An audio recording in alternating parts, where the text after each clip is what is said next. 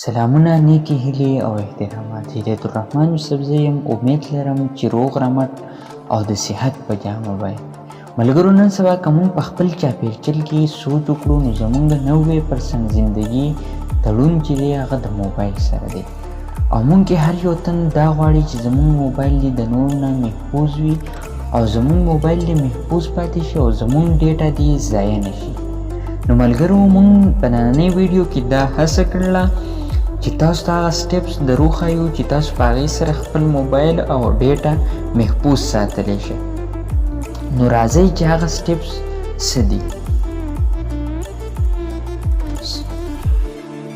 د موبایل سافټویر په وخت سره اپډیټ کول ډیر ضروري دي، ځکه چې په وخت سره په سافټویر کې نوې تبدیلیانې راځي، او دا تبدیلیانې د څه لپاره راځي چې زموږ موبایل څه دی هغه د هیکرز نه محفوظ وساتلی شي. نو موږ له پکار دی چې د موبایل سافټویر په وخت سره اپډیټ کوو. د موبایل چې څومره ایپس دي هغه د داسې سټور نه ډاونلوډ کول چې هغه موږ ته پته چې او دا سیکیور محفوظ سټور دی، یعنی پلی سټور، او داسې نور هم سټورز ته چې هغه محفوظ دي.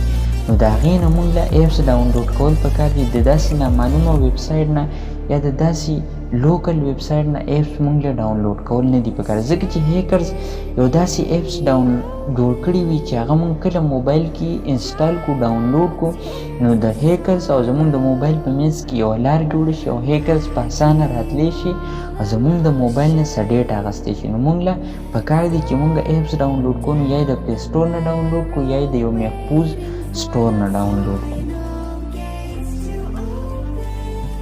ملګرو، زموږ د نیټ ضرورت چې دی هر چاته وي او موږ هر څوک غواړو چې موږ په فری کې نیټ استعمال کړو.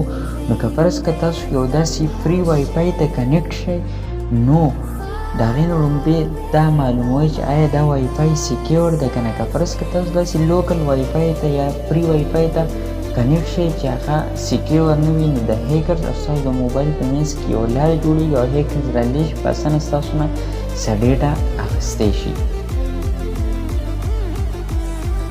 خپل ایپس چې دي مثلا لکه واتساپ او ویډیو پلیر او ګیلري، دا ایپس چې دي په دې باندې لاک لګول موږ له ډېر ضروري پکار، ځکه چې په دې کې زموږ هغه کومه حساس ډیټا چې هغه پرته وي او که فرض که موږ خپل موبایل چالور کړو هغه زموږ دا ایپس کولول غواړي نو په دې باندې به لاک وي.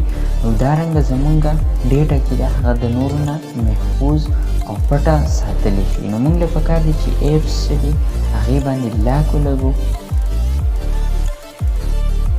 دا سټیپ چې دی دا هر یو تن کوي، خو په دې کې بعضې ملګري داسې کار کوي چې خپل نوم یا خپل موبایل نمبر چې دی دا په پاسورډ ولګي. نو دا نوم او د موبایل د نمبر چې دا ډېرو کسانو ته یاد وي نو دا نه دي لګول پکار دي، او داسې یونیک پاسورډ خپل موبایل له ورکول پکار دي چې بغیر ستا نه بل چاته نه وي یاده.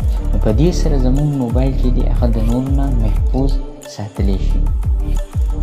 نو ملګرو، امید لرم چې دا 15 سټیپس چې دي دا ستاسو په فایده باندې راشي او ستاسو موبایل د نورو نه محفوظ پاتې شي.